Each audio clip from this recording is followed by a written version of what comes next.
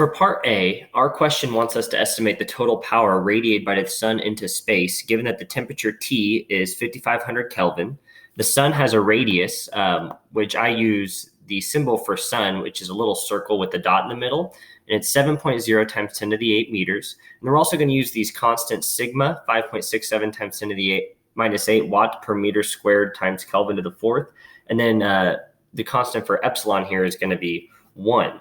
So we're going to use equation 14-6 to get the total power radiated by the sun. This is going to be P for power. It's equal to Q divided by T. Okay, well, this is equal to epsilon times sigma times the area. Oops, sorry about that. Let me fix that A.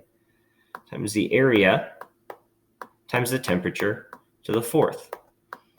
But area here is assuming a sphere, so we have epsilon sigma times 4 times pi times the radius of the sun, because that area there was the area of the sun in our case, so that's radius of the sun squared, times t to the fourth. Okay, so if you plug in all the above values into this expression, you find that this is equal to 3.19 times 10 to the 26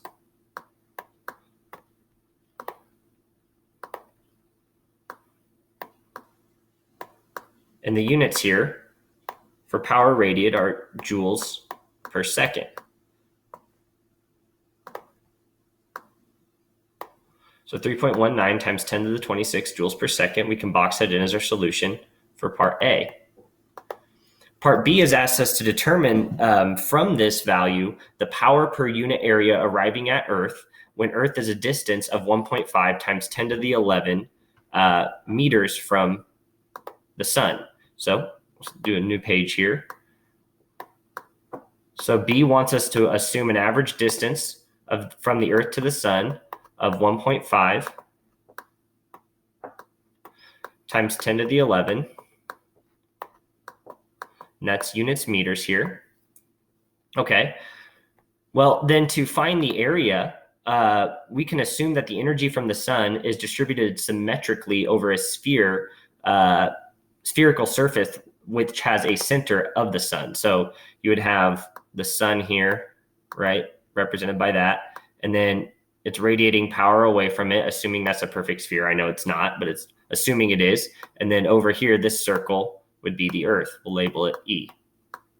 Okay, so then this from here to here, this is distance D. So then to find that value, we would take the power output divided by the area, which is going to be equal to the power output, which we previously found, divided by 4 times pi, assuming a sphere, times d squared. Plugging in the above value for d into this expression, as well as the value for power, which we found to be 3.19 times 10 to the 26 joules per second, we find that this comes out to be 1,100 units here, watts per meter squared. We can box that in as our solution for B.